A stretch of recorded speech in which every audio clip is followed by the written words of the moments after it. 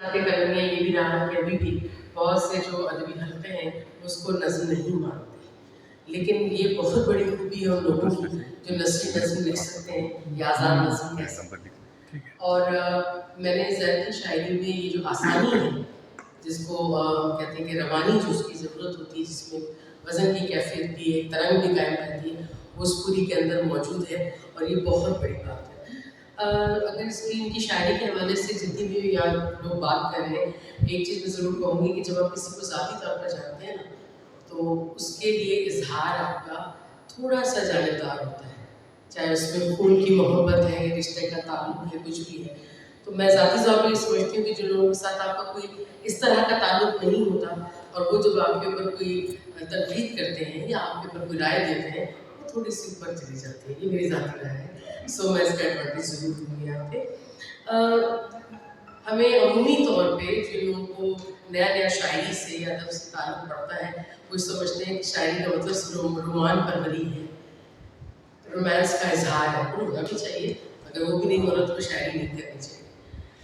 तो इनकी शायरी में जो ये जो रोमान या रोमांस है वो हावी नज़र नहीं आता, और वो क्यों नज़र नहीं आता, अगर इसका तजिया हम करें तो उसमें जो मुझे नज़र आता है वो ये कि एक ऐसा शख्स जो मिट्टी से उठता है तो वो अपनी गूंद में, मिट्टी की जो गूंद है उसमें से उसकी बिसात को, उसकी सोंद को वो अलग नहीं कर पाता, चाहे वो कहीं भी जा रहा है, धरती से दूर हो रहा है, उसके आसपास भी अगर है, एक वो रंग पे बहुत नुमाया है।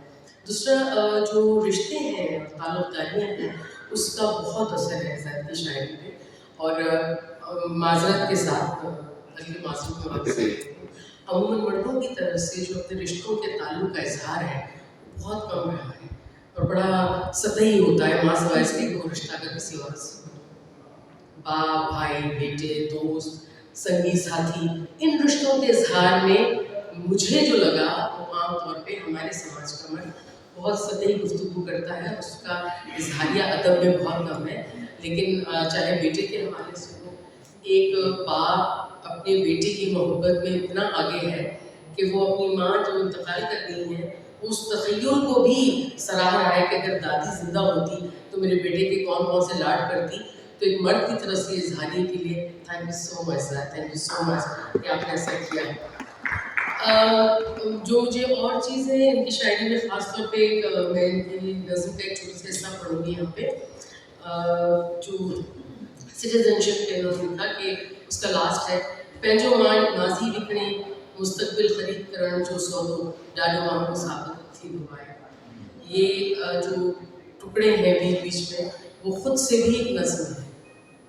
इनकी नज़्मों में ये खूबसूरती है कि अगर वो छोटी हैं तो वो 3 लाइनों की हैं, जो अगेन इज़हार का बहुत अच्छा ज़रिया है, और अगर वो ज़रा सी तवील नज़्म है तो उसके अपने अपने स्टैंज़ास कहते हैं जो उसके अलग से हिस्से हैं, वो खुद एक नज़्म है। इनकी एक नज़्म मैं यहाँ पढ़ना चाहूँगी, इंतज़ार।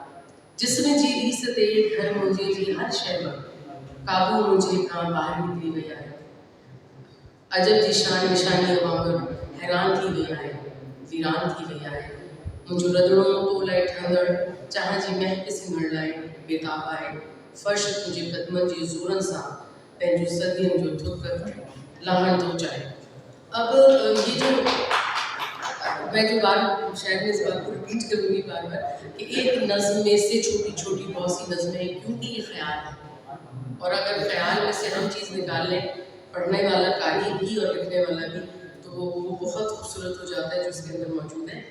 काफ़ी साथियों ने इस पर बात की है कि जो वारों को ये इस शहर के अलमिये पे लिखे जाने वाले आला तरीन नोहे में से जो इस शहर के अलमिये पर लिखा गया, क्या जो अपनी बारी आई तो आपको पता चला कि क्या हुआ। ज़ैद की शायरी की एक और चीज़ जो हमें एक्सेप्ट करनी चाहिए, जो हमारे रिवायती शौरा तस्लीम नहीं करते, वो ये है कि अंग्रेज़ी ज़ुबान का इस्तेमाल जहाँ भी अदब में होता है तो उसमें बहुत ज़्यादा तनकीद की जाती है कि अगर हमारे पास वोकैबुलरी मौजूद है, अल्फाज मौजूद हैं, और ज़ाहिर सिंधी ज़ुबान का दामन बहुत वसी है, लेकिन उसके बावजूद ये तनकीद अपनी जगह पे की जाती है। मैं ये समझती हूँ कि अगर लिखारी इस हुनर से वाकिफ़ है कि वो दूसरी ज़बान का टोटा ना सिर्फ लगा सकता है, बल्कि वो उसको उसके साथ उसकी रचना बना सकता है, तो फिर उसके लिए पूरा इख्तियार है कि वो अपने इज़हारिये के लिए इसका इस्तेमाल करे, चाहे वो इंटरनेट का एक टेक्नोलॉजी है, उसका नाम इंटरनेट है, उन्होंने उसे इंटरनेट यूज़ किया है। ब्लास्फेमी पे जो लिखा है तो उसमें वर्ड ब्लास्फेमी के लिए ट्रांसलेशन करते चाहे उर्दू में या सिंधी में तो बहुत ख़राब हो जाती। और मुझे लगता है कि ये बहुत खूबसूरत है ब्लास्फेमी। पिटाई बुले शाह से चल चंगो थियो घणो अॻु गुज़ारी विया। ब्लास्फेमी जे इल्ज़ाम हेठि हुजूम हथा संसार थियण खां बची विया। क्या बात।